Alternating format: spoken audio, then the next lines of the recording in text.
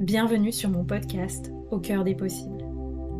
Je m'appelle Anaïs et ma vie a changé quand j'ai décidé de changer de regard sur elle et de vivre depuis l'espace du cœur. Après des années d'exploration intérieure et de voyage, je suis devenue coach et créatrice d'espaces de métamorphose. Je suis convaincue que nous grandissons beaucoup plus vite grâce au soutien du groupe. Je crois profondément en la force de la communauté sur un chemin d'éveil de conscience et d'ouverture du cœur. Ce podcast est donc offert à celles et ceux qui souhaitent, comme moi, voir la vie avec le cœur et grandir avec audace, souveraineté et prospérité. Je te propose de vivre ensemble un changement de paradigme, un changement de regard sur toi-même, un changement de regard sur la vie et un changement de regard sur la période d'ascension planétaire que nous vivons. Je te partage ici les clés qui m'inspirent pour qu'on chemine ensemble au service de l'amour et de l'émergence du paradis sur Terre. Si tu rêves toi aussi d'un monde plus beau et plus en paix, alors tu es au bon endroit, au bon moment.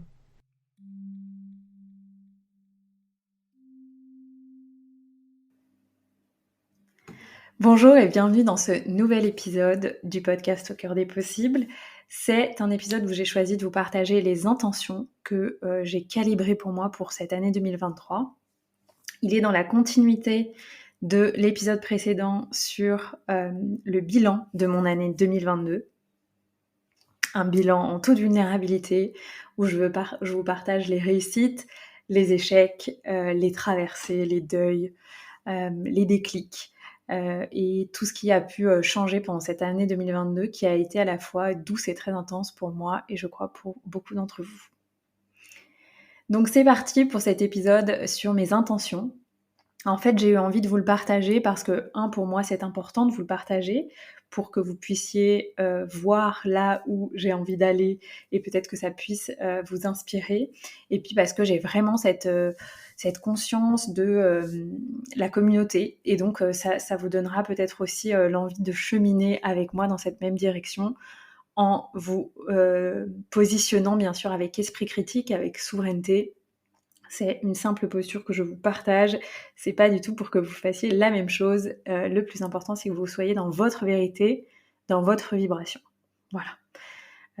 Moi, les partages des personnes sur en fait leur intention pour les années à venir ou pour l'année 2023, je les choisis avec parcimonie auprès de personnes qui m'inspirent. Et elle m'inspire à donner des nouvelles orientations pour ma vie parfois. Donc voilà, donc c'est dans cet élan inspirateur qui fonctionne pour moi superbement que j'ai envie de vous partager cet épisode.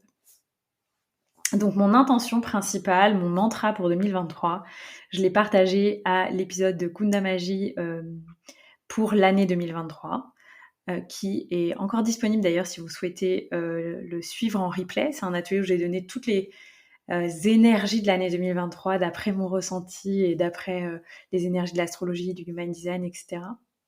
Et j'ai proposé des courtes pratiques de méditation qui peuvent être un support de pratique en autonomie tout le long de l'année. Moi, je pratique encore une des méditations que j'ai transmises lors de cet atelier et ça fait partie de mes piliers en fait dans la structure de mon quotidien. Voilà, vous pouvez me contacter si vous le souhaitez et je serai ravie de vous le transmettre. Donc cette intention, c'est je souhaite assumer encore plus d'être la reine de ma vie en rendant les miracles possibles. Qu'est-ce que ça veut dire ? Ça veut dire que je souhaite me positionner dans une posture de souveraineté et me poser la question si les mots, les actions, les gestes, les relations, les transactions financières, les achats que je fais, tout ça, c'est fait en conscience, ça va dans le sens de qui je veux être et du monde que je veux créer. Donc c'est vraiment une posture très exigeante sur laquelle je me questionne depuis plusieurs années maintenant. Une posture qui souhaite amener plus de liberté encore dans ma vie, plus de responsabilité aussi, parce que pour moi, la souveraineté, c'est un profond mélange des deux, responsabilité et liberté. Ensuite, c'est une phrase qui m'invite à demander le meilleur de moi-même d'abord et aussi de l'autre dans la relation. et à la vie, en fait. Donc j'assume d'être la reine de ma vie, j'assume d'avoir la responsabilité de ce qui se passe dans mon royaume et la responsabilité d'oser demander grand et de voir grand. Et puis aussi cette posture, c'est profondément la posture de mon Human Design. Donc c'est aussi une intention qui m'invite à m'aligner encore plus avec mon Human Design, avec l'énergie que je suis venue incarner voilà, dans cette vie sur Terre. Et puis la deuxième partie du mantra, c'est en rendant les miracles possibles. Et ça, c'est pour vraiment apprendre encore plus à me déposer dans une posture de lâcher prise et d'ouverture envers la vie. Rendre les miracles possibles, ça me rappelle que je n'ai rien d'autre à faire que d'être qui je suis pour rendre les miracles possibles tous les jours et surtout accepter de voir les miracles chaque jour dans ma vie. Vous voyez ? C'est aussi changer de regard sur mon expérience de vie. Et notamment voir que les pépins sont des pépites, comme je dis souvent, que dans chaque échec, il y a une opportunité incroyable. Et d'ailleurs, aujourd'hui, j'ai presque même du mal à utiliser ce mot échec parce que je vois à quel point l'échec est une thérapie, quoi, en fait. Voilà. Donc voilà, ce premier partage sur mon mantra, et ça, c'est la fondation de l'année 2023 pour moi. Et globalement, la fondation continue, je dirais, peut-être de l'année dernière et sûrement de 2024. Ensuite, j'aime choisir en début d'année 3 mots fondateurs, parfois un petit peu plus, mais en tout cas 3 mots fondateurs pour moi, pour l'année. Et là, les mots que j'ai choisis, c'est douceur, parce que c'est vraiment quelque chose dont j'ai pris conscience l'année dernière, notamment avec un soin tibétain que j'ai reçu, où la personne m'a répété vraiment plusieurs fois, vous avez besoin de beaucoup de douceur, partagez autour de vous que vous avez besoin de douceur, parce que vous avez besoin de douceur pour vous et dans vos relations. Donc douceur, foi, parce que c'est ce qui me porte, c'est ce qui me transcende depuis toujours justement dans les résistances, dans les échecs, dans le manque de fluidité de la vie, c'est me rappeler que j'ai foi, j'ai la foi. Et en fait, je trouve que la foi, c'est un des plus grands fuels que l'on puisse avoir. Et ensuite, la notion d'engagement, parce que j'ai vraiment envie d'aller plus loin dans la façon dont je m'engage envers moi-même, envers vous, envers ma communauté, envers mon entreprise. Voilà, apprendre à encore plus dépasser la procrastination, encore plus à chaque fois m'autoriser à sortir de zone de confort, à apprendre des nouvelles choses chaque jour, etc. Et puis, j'ai aussi envie de vous partager mes projets de cœur pour cette année. Donc mes projets de cœur, il y en a plusieurs au niveau pro. Et au niveau perso, j'observe que j'en avais dessiné un ou deux, et en fait, je sais pas s'ils vont se faire, donc je laisse un peu la magie de la vie me proposer d'autres projets, c'est déjà le cas, donc voilà. Donc je vais vous partager les projets pro, et pour les projets perso, je vais voir comment je vous le partage.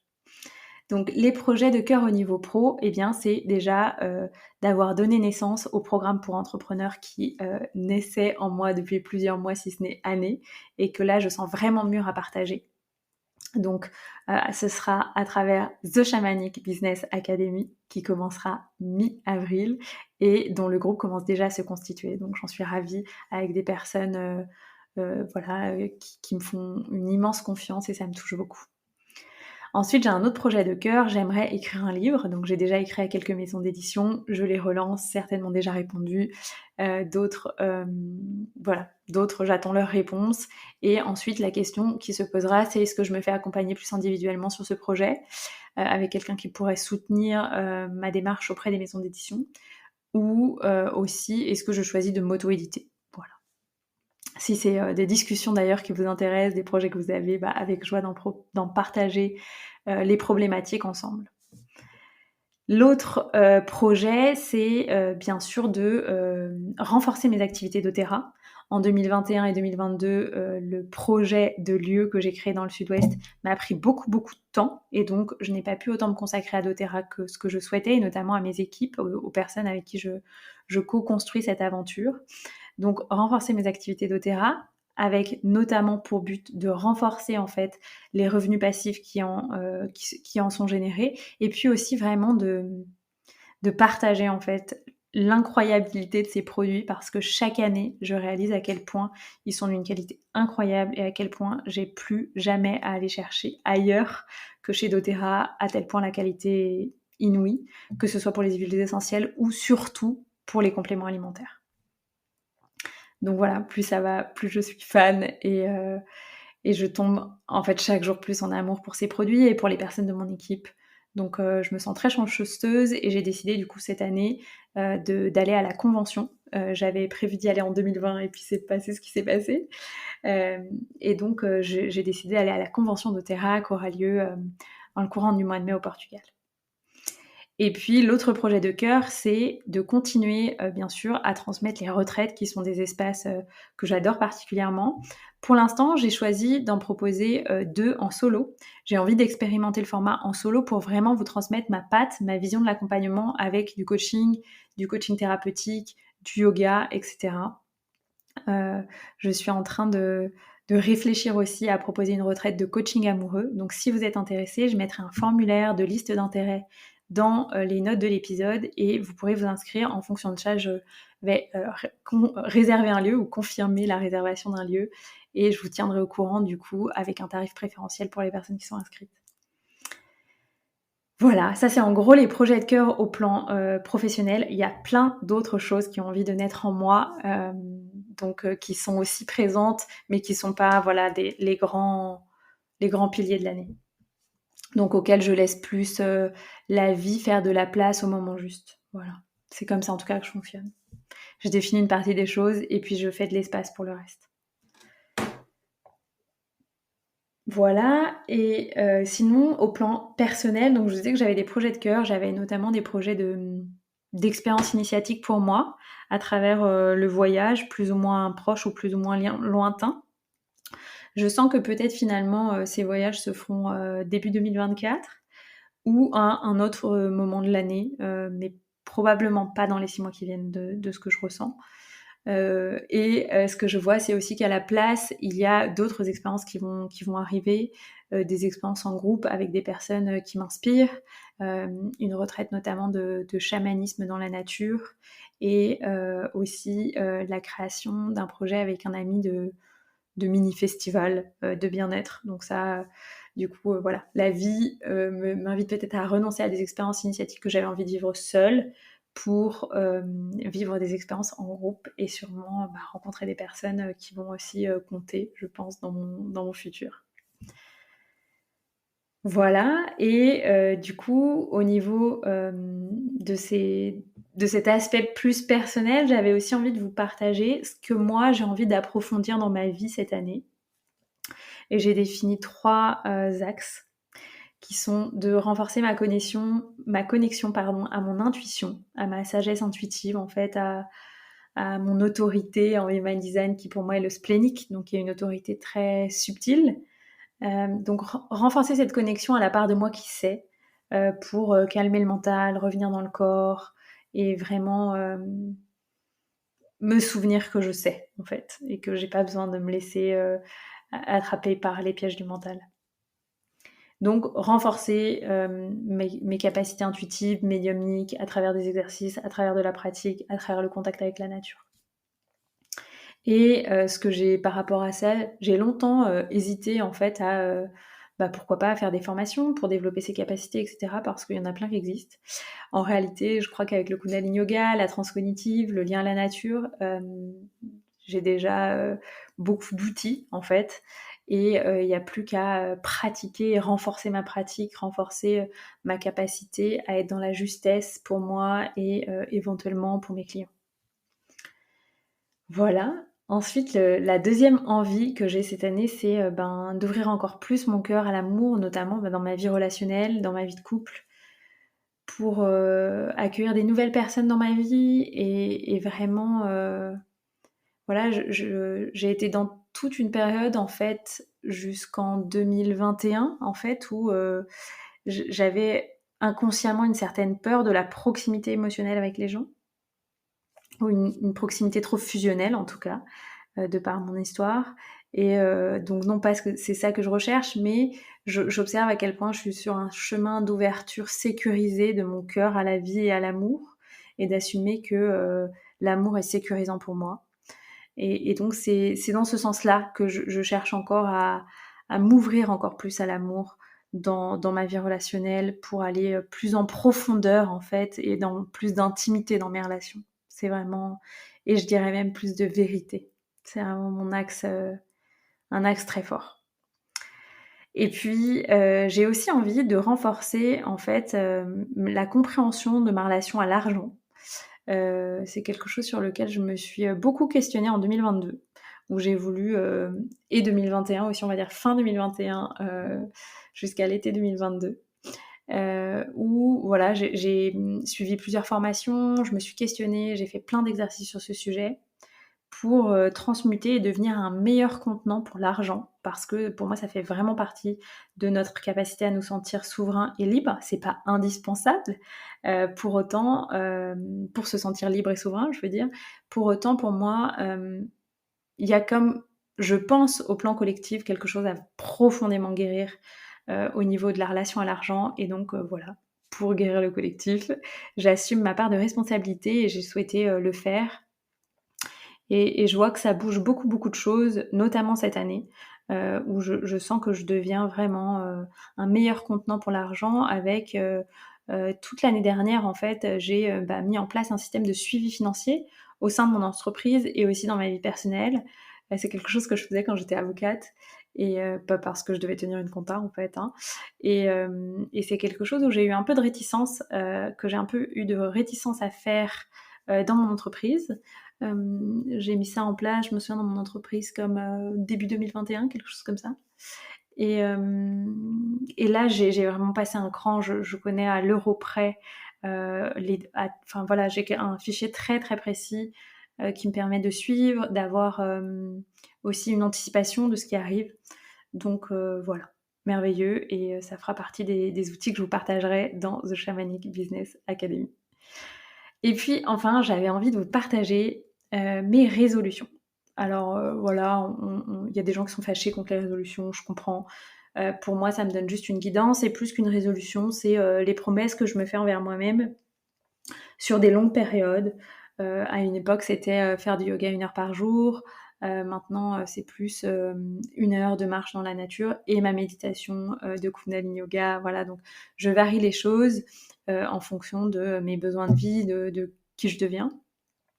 Et j'avais envie de vous partager sur ce 1 heure de marche par jour. Pourquoi la marche ? Parce que moi, j'ai aussi eu une période où j'ai pratiqué des sports plus intenses.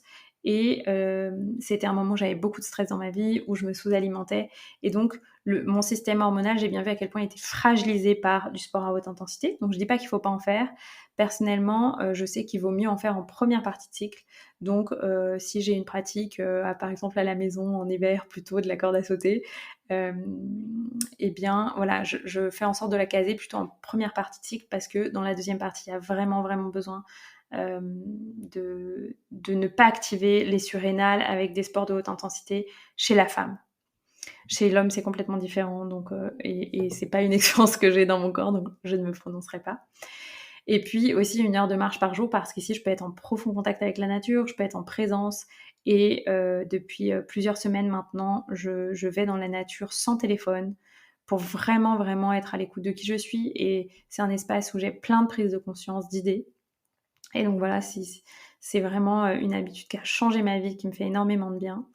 De rien écouter, d'être juste avec moi-même, d'être avec le soleil, d'être avec les oiseaux, et d'être à l'écoute du mouvement de la vie, en fait. Voilà, mon autre résolution, c'était moins de réseaux sociaux. Et en fait, bon, de par le fait que je suis créatrice de contenu, je sais pas si je tiendrai ma résolution, parce que je m'étais mis un quota horaire, etc. Je vois à quel point c'est difficile quand on est créateur de contenu. Néanmoins, ce que de plus en plus je renforce, c'est de limiter la consommation du contenu d'autres personnes. Donc j'écoute, voilà, je suis de moins en moins de gens, je unfollow régulièrement, je me désabonne toutes les semaines de plusieurs newsletters, emails, etc. Et j'ai décidé que, en fait, cette pratique de vide que je fais de l'énergie des autres autour de moi. Voilà, maintenant je la fais de façon régulière et c'est quelque chose dont j'ai conscience tous les jours et donc je fais le tri. Donc soit les personnes m'inspirent à 100% et je garde un lien avec elles, soit je unfollow. Et aussi dans l'idée de passer moins de temps sur l'écran, j'ai envie d'automatiser une partie de mon activité, donc renforcer peut-être les automatisations de mails, rendre certaines formations possibles en ligne. Voilà, il y a des choses qui arrivent en ce sens dans les prochaines semaines, donc continuer d'animer du présentiel et du live en ligne et de pouvoir rendre des choses disponibles à la demande pour que les personnes puissent vivre des expériences aussi à leur propre rythme. Voilà. Et puis, dans mes résolutions, il y a aussi méditation et ou tranche chamanique tous les jours. Donc là, le top du top, c'est que j'ai trouvé une méditation de Kundalini Yoga qui allie quasiment les deux. Je trouve que c'est une pratique à la fin qui est très proche de la transe, en fait. Et donc voilà, mais ça je le tiens et je suis hyper contente. Donc c'est mon pilier, c'est ma base et ça me connecte à cette énergie qui vibre fort en moi, qui est le Kundalini Yoga. Voilà, donc c'était un épisode à la fois très simple et en même temps qui me semble important. Peut-être que vous aurez envie de me partager, vous, vos inspirations, vos objectifs, peut-être votre mantra pour l'année. J'adorerais les lire. Donc voilà, si vous avez envie de m'écrire par mail ou par message privé sur les réseaux sociaux, ce sera avec une immense joie parce que je pense que c'est chacun en se soutenant et en s'inspirant pour honorer ce qui est juste pour soi. Voilà. Honorer ce qui est juste pour soi. Et voilà, moi, quand quelqu'un m'inspire dans une de ses intentions, de ses résolutions, je me demande toujours, est-ce que c'est juste pour moi? Est-ce que c'est vraiment ce que je veux? Est-ce que c'est vraiment qui je suis? Et voilà, pour pas non plus se diluer énergétiquement et pour rester en ferme adéquation avec qui l'on est. Et ça reste un challenge, je trouve, dans le monde dans lequel on vit, où on est très sollicité, très relié par l'Internet. Être à l'écoute de sa vérité, c'est un vrai exercice.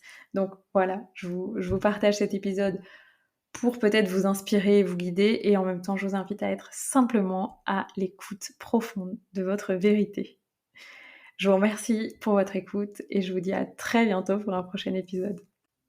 Un grand merci pour ton écoute de cet épisode.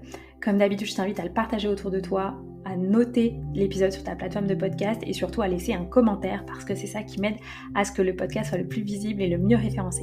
Je remercie toutes les personnes qui ont déjà fait cela autour d'elles, celles qui ont partagé, celles qui ont laissé une note, qui ont laissé un commentaire. Ça compte énormément pour moi et ça diffuse en fait ce message qui me permet de me lever tous les matins, qui est le pourquoi de mes actions, qui est de porter ma voix pour qu'on ouvre ensemble le champ des possibles de la conscience.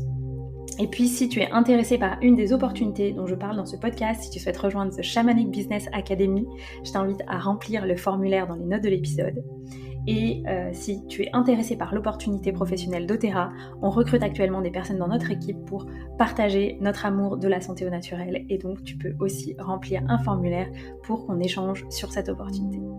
Je te remercie et je te dis à très bientôt pour un prochain épisode.